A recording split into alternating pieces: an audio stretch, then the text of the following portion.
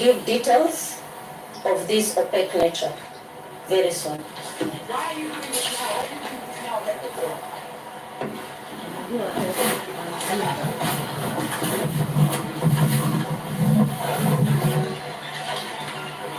Nonsense. Unajua lakini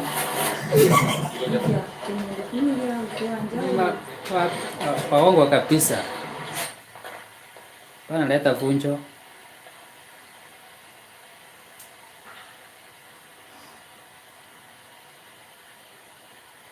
Kichwa peki nature. IEBC street of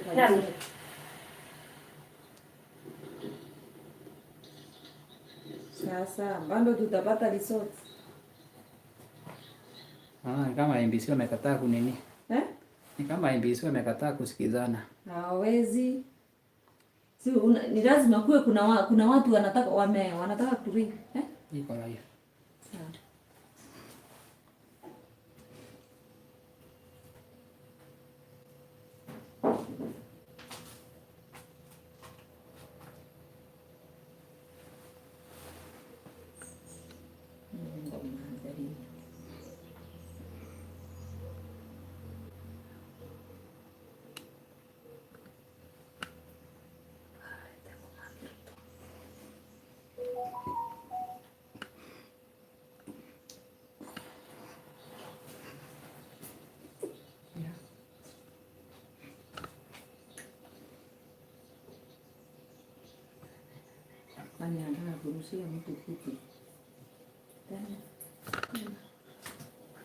Those are live images from the Bomas of Kenya, the National Tallying Center. We've also brought you that short press briefing by 4 commissioners at the Serena Hotel.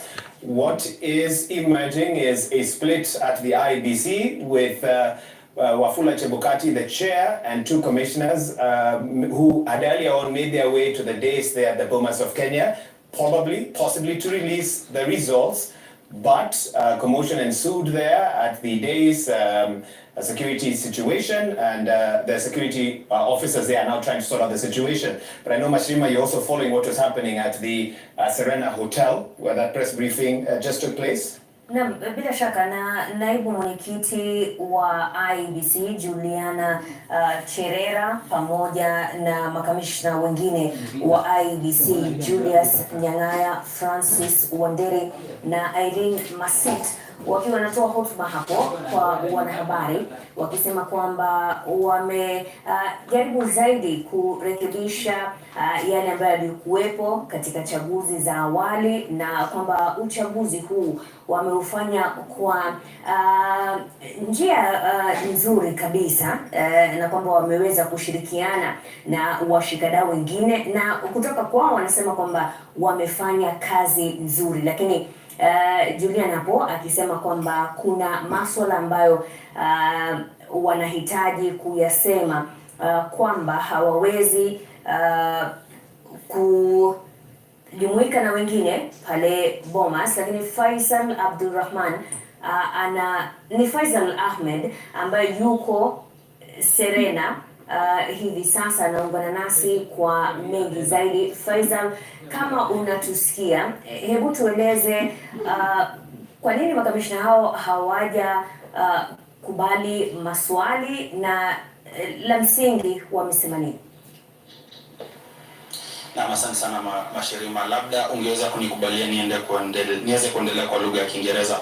Now the 4 IEBC commissioners just a few minutes ago concluded a press briefing that was also very brief, less than 5 minutes, explaining that the whole process, the whole 2022 general elections were conducted in a way that they feel was actually very good and above board. However, they're saying that there was some issues with the last tallying, that is for the presidential candidates, and that they are not comfortable being part of it, and that there were some opaque things that were happening in which they do not want to be a part of. However, they've refused to take our questions, and they insist that they're going to give a more detailed press briefing after this. So we're just waiting to hear more from them, but all indications are showing that there is a dispute or discord between the IEBC commissioners, because a few moments ago 4 of them were here addressing the media on the irregularities or opaqueness or opaque nature in which the presidential tally was actually conducted with.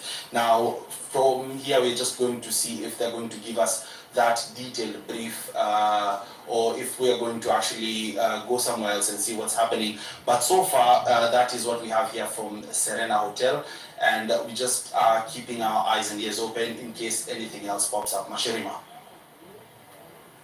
Ahmed hapo kutoka Serena akiwa anatueleza yale ambayo yamejiri katika mkahawa huo wa Serena, akisema kwamba makamishna hao 4 wamejitenga na matangazo ambayo tulikuwa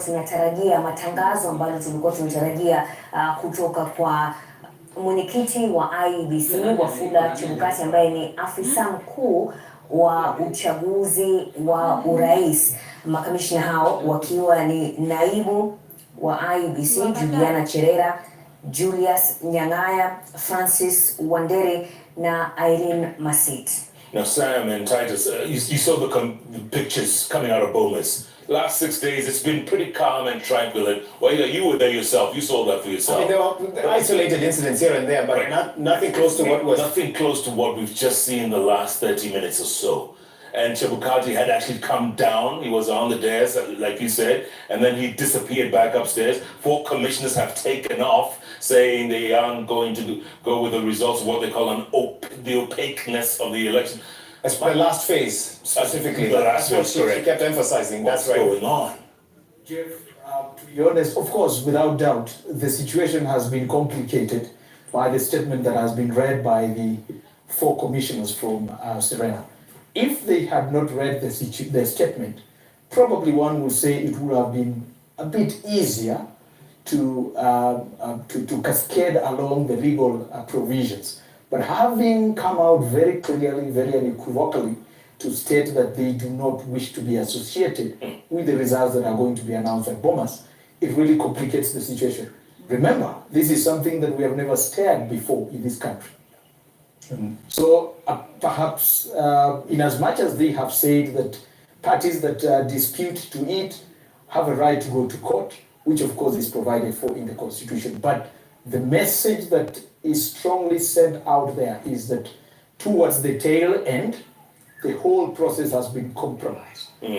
And compromised in the basis that at this point, I suppose Chebukati is remaining with 3 commissioners. So it's 3 commissioners, two commissioners against 4.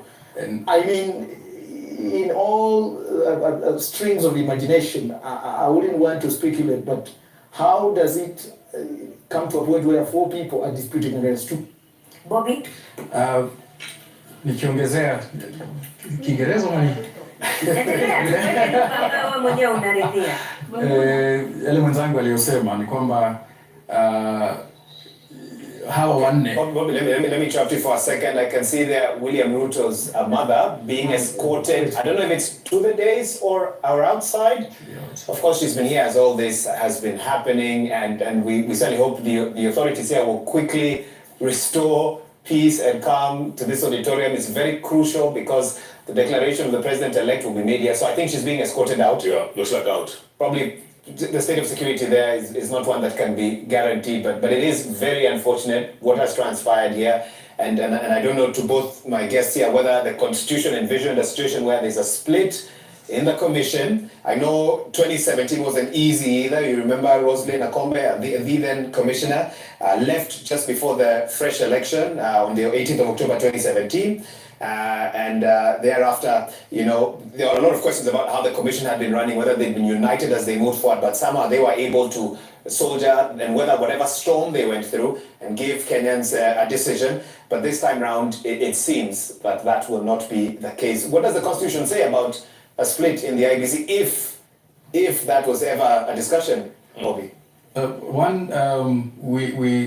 wanted to give that dynamic in terms of the optics, that the 4 commissioners, if I'm not wrong, the newly appointed commissioners, the ones who came into office September 2021, yeah, I believe? last year. Yeah. And so we're probably seeing that institutional, split. But we, in terms of the constitutionality and legality of